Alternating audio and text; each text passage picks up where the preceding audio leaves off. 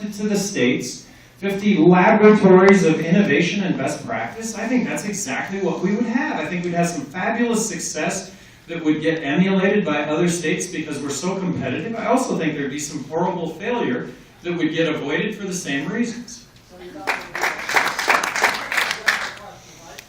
No, I think I am. I don't want to tell you what you... Next question. I don't know what's on the Libertarian website. I apologize. I don't know what's on the Libertarian website. Well, no, it's. I mean, you're all weed up there, and I'm telling you, I don't want to dictate to you what you should or shouldn't do here at the University of Colorado. I do believe that guaranteed government student loans really make higher education immune from the pricing that if guaranteed government student loans didn't exist, would, I'm going to argue, be dramatically lower than what they are. Gary, what steps, like specific steps, would you take to end the drug war? And part two of that question is, would you abolish the DEA? And would you pardon all of the nonviolent drug offenders that are in federal prison? So I think this is going to end up being a 50-state phenomenon. I think Colorado leads the way. I can't abolish the DEA, but I can advocate abolishing the DEA, and I will advocate abolishing the DEA. What I can do without any congressional approval is, and I did this as governor of New Mexico. Well, no, I can't do. No, you can't defund. In other words, you can't do that, or you get sued. That's the. These are laws that have been passed, and so they'll fund it. And if you can veto the appropriation, but they'll override. But what you can do, and what I did as governor of New Mexico is I did issue pardons for hundreds of individuals who'd actually served out their terms. Had paid back to society. We have tens of millions of Americans in this country that are convicted felons that I would argue, but for our drug laws, would otherwise be tax-paying, law-abiding citizens. And then there's the whole commuting sentences for those that are in jail on victimless nonviolent crime, which is really the profile of federal prison today. So yes, I've issued a paper saying that this is exactly what I would do. The pardons and the commutations. And that was one of the untold stories also of the prohibition of alcohol, is when it was repealed, there was that untold story of going through and commuting sentences and pardoning individuals. And another thing that you've probably heard here in Colorado, and that is that, hey, you all can vote yes on Prop 64, but the federal government will come in and still administer federal laws. Look, that's what brought down the prohibition of alcohol, was New York saying, look, we're not going to enforce federal laws anymore. If you want to come in and enforce them, have at it, but we're not doing it anymore. So this, I still believe, leads to the end of prohibition.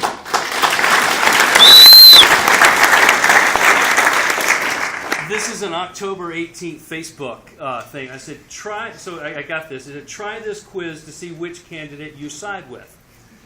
So my post back was, interesting, surprising test. Turns out my answers say I side with Gary Johnson, Libertarian candidate from New Mexico. Trouble is, I've never heard of Gary Johnson.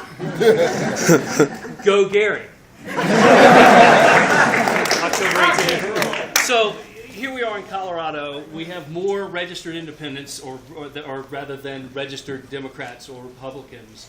And you've got a problem. You've got a PR problem. I mean, the fact that here I am and have never heard of you. And so something's got to change. My question is this. You can speak to that. But my suspicion is that I'm a recovering investment banker, Morgan Stanley, New York.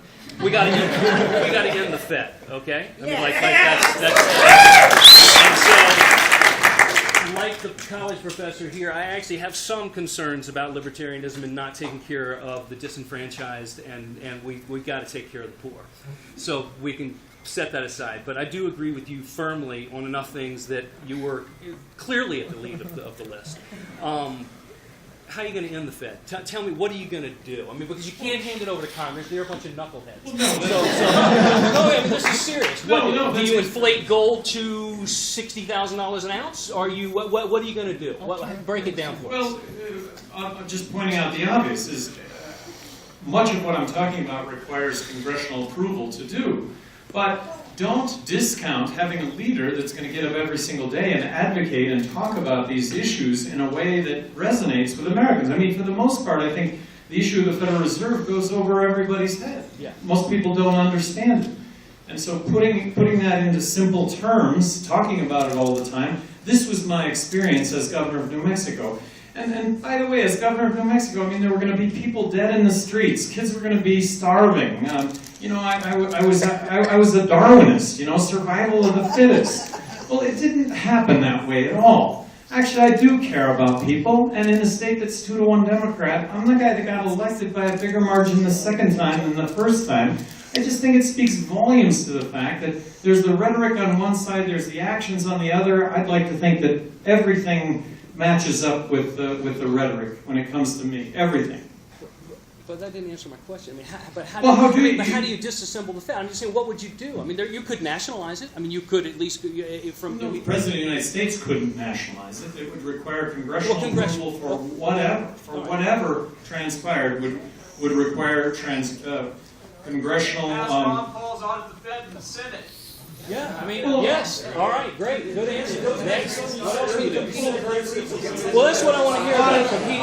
Audit the Fed right now. I mean, to have a president to advocate, to stand up and say, what is an audit the Fed bill? Well, an audit the Fed bill would be to just shine light on what QE3 is all about. What assets are they buying? I mean, yeah, they're buying mortgage securities, but what kind of stocks are they buying? And how much of our bonds are we buying up in a closed loop? I mean, it's like Bernie Madoff with a printing machine. And so an audit of the Federal Reserve right now, I think, might be the collapse of the U.S. monetary system, because we would realize just how we are. Well, just what a Ponzi scheme this is and where we've gotten with it. Yeah, so I just wanted to ask, what would you do about too big to fail banks, which are now have a higher, their assets are a higher percent of GDP than before the financial crisis, and in my opinion, represent a threat to the society that we live in? Well, yeah, the notion of too big to fail. I would not have bailed out the banks, and I'm not doing this in a vacuum. I got a lot of really renowned free market economists to a person believing that there would not have been a system-wide collapse. We bailed out the banks. They should have been rewarded for their poor decision making by being allowed to fail. So going forward, when we have another crisis, which we're going to have, what do we do when they start, the nuclear threat again? If you don't give us unlimited trillions of dollars at 0%, we're going to crash the stock market, or the whole world's going to go down the toilet bowl. How will you respond? Well, when the world doesn't go down the toilet bowl, when you actually establish a free market bottom, which will happen a lot more swiftly, and then we'll see the recovery. And if housing would have been allowed to have collapsed, I mean, there's two sides to this story. The whole notion of how many in this room had savings accounts that. If the housing market were to have allowed to collapse, if actually been allowed to seek a real free market bottom, would have been able to afford housing that you would have never dreamed that you would have been able to afford. But we've propped it up, we've artificially propped it up, and this is government manipulating the economy, this is government intervening militarily. It's a mess. Thank you. So a couple more questions, and again, I really want to thank everybody. All right, my question is, I'm undecided, figuring out this whole libertarian thing. Where do you guys stand on the Second Amendment and the right to bear arms?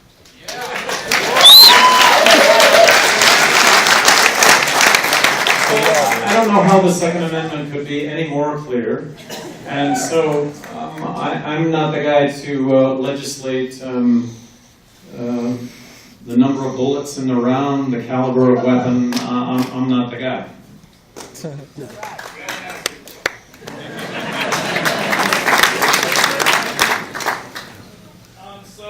America is seen as a leader around the world as well, and I know you do have the strong stance of not intervening in other countries militarily.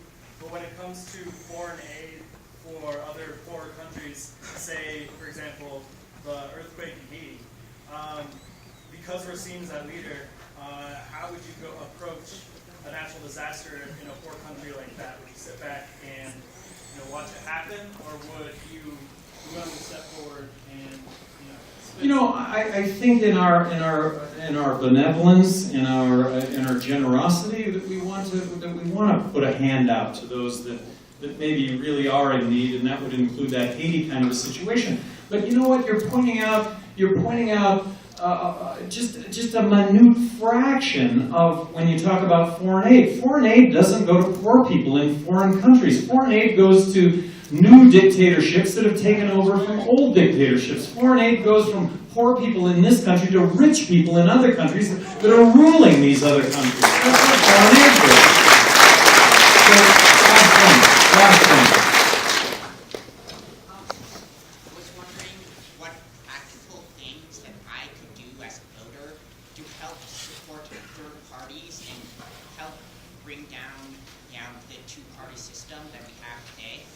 Practically, it would be to cast a vote on Tuesday. Practically, it would be to take your neighbors by the collar and just ask them to check it out. Ask them to take the isidewith.com quiz. I mean, what harm is there in going to isidewith.com, taking a 36 questionnaire, and getting paired up with the candidate most in line with your views?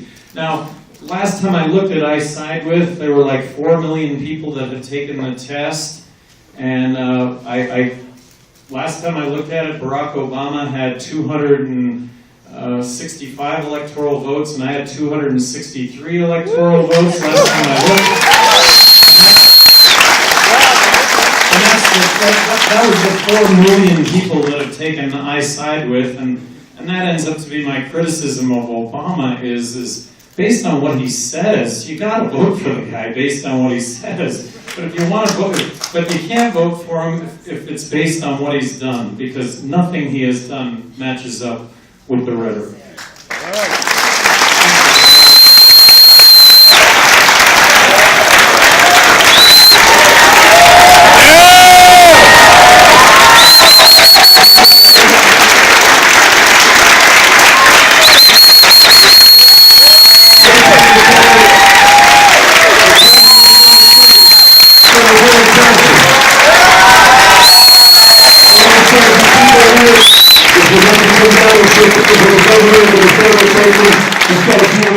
Please, in an orderly fashion, come on down and say hi to Governor Johnson if you'd like.